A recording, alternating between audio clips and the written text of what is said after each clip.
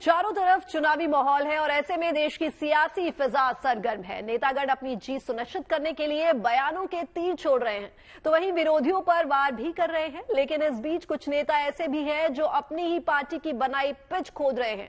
Overseas Congress के अब भूतपूर्व हो चुके हैं अध्यक्ष सैम पित्रोदा ने एक बार फिर अपनी ही पार्टी को सांसद में डाल दिया है। Where people on east look like Chinese, people on west look like Arab, people on north look like, maybe white, and people in south look like Africa.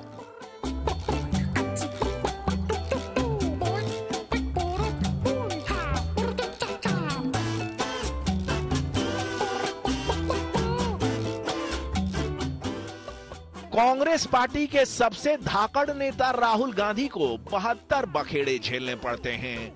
चुनाव से पहले राहुल जी बाकायदा रोलर चलाकर बढ़िया पिच तैयार करते हैं, लेकिन चुनाव के दौरान जैसे ही पैड ग्लव्स पहनकर और बल्ला हाथ में थामकर बैटिंग के लिए उतरने को होते हैं, उन्हीं का ही अपना कोई खासम खास फावड़े से उन्हीं की ही बनाई पिच खोद डालता है। राहुल की बनाई पिच खोदने की फनकारी के मामले में इंडियन ओवरसीज कांग्रेस के अध्यक्ष सैम पित्रोदा का कोई जवाब नहीं है। पहले चरण के चुनाव के बाद उन्होंने प्रॉपर्टी टैक्स के अमेरिकी मॉडल का हवाला देकर राहुल की पिच में गड्ढे किए थे, लेकिन तीसरे चरण के चुनाव के बाद तो पूरी पिच ही खोद डाली।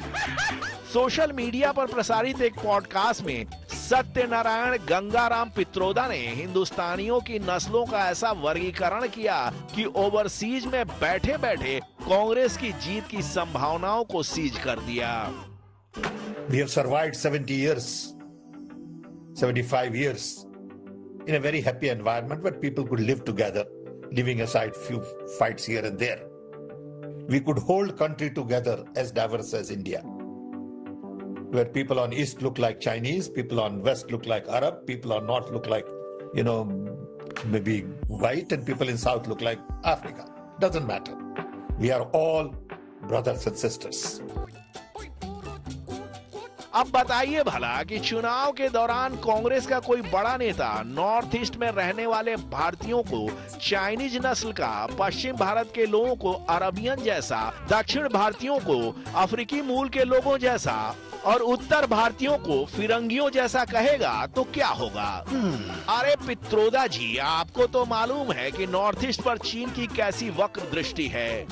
नॉर्थ ईस्ट के लोगों की तुलना करनी ही थी तो जापानियों से कर देते। अब हो गई ना गुगली। खैर, पीएम मोदी को तो ऐसा फील हुआ मानो बिन मांगी मुराद मिल गई हो। सैम पित्रोदा के बनाए रिंग में उतरकर मोदी ने कांग्रेस को उठाकर ऐसे पटका कि कांग्रेस की कमर सीधी नहीं हो पा रही है। गांधी परिवार के बेहद करीबी और शहजादे के सबसे बड़े सलाहकार ने जो कहा है वो शर्मनाक है। कांग्रेस को लगता है कि जो लोग नॉर्थ ईस्ट के लोग हैं वो चाइनीज की तरह लगते हैं। क्या ऐसी बातें देश स्वीकार कर सकता है क्या? पित्रोदा के बयान पर पीएम मोदी के तेवर देखकर कांग्रेस को इल्हाम हो गया कि गंगाराम जी ने 7 समंदर पार बैठकर ही कांग्रेस की लुटिया समंदर में डुबोने में कोई कसर नहीं छोड़ी है। लिहाजा पार्टी ने तत्काल ओवरसीज कांग्रेस के अध्यक्ष की सारी शक्ति सीज कर दी। लेकिन कमान से निकले तीर और जुबान से निकले लफ्ज का कोई इलाज थोड़े ना होता है। कांग्रेस के नेताओं को लग गया कि पट्टे ने बड़ा नुकसान कर दिया है, इसलिए अपने दिग्गी राजा के भाई लक्ष्मण सिंह ने तो सत्यनारायण गंगाराम जी की सेवा के लिए बाकायदा अपनी पादुका निकाल ली। माइक्रो ब्लॉगिंग साइट एक्स के अपने ऑफिशियल हैंडल पर कांग्रेस के ऑफिशियल अकाउंट को टैग करते हुए दिग्गी राजा के अनुज ने लिखा कि सैम पित्रोदा का बयान अत्यंत शर्मनाक है, इसमें जितने जूते मारे उतने कम हैं। भाई लक्ष्मण सिंह जी, आपकी इस तमतमाहट को देखकर तो त्रेता युग के लक्ष्मण के साथ परशुराम संवाद की याद ताजा हो गई। खैर, पित्रोदा जी ने बोला तो बोला, हुआ तो हुआ, कोई क्या कर सकता है। पर पीएम मोदी पूरे मूड में हैं, इसलिए राहुल गांधी को पित्रोदा की पिच पर पछाड़ने के बाद अडानी अंबानी के अखाड़े में भी खींच लिया। जब से चुनाव घोषित हुआ है, इन्होंने अंबानी अडानी को गाली देना बंद कर दिया। मैं आज तेलंगाना की धरती से पूछना चाहता हूं, जरा ये साझादे घोषित करें कि इस चुनाव में ये अंबानी अडानी से कितना माल उठाया है।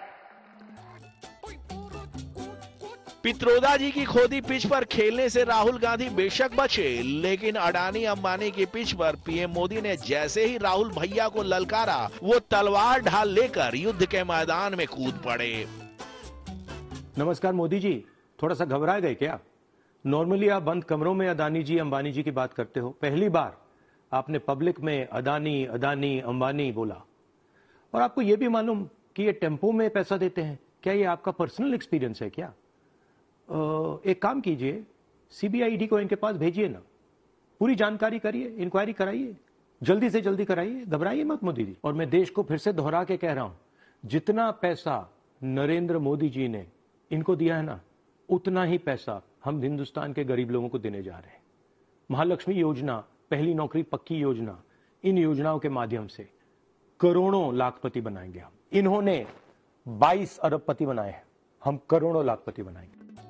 साफ है कि आम चुनाव का मुकाबला काफी जायकेदार हो गया है और जनता चटखारे लेकर जायकेदार बयानों का लुत्फ उठा रही है।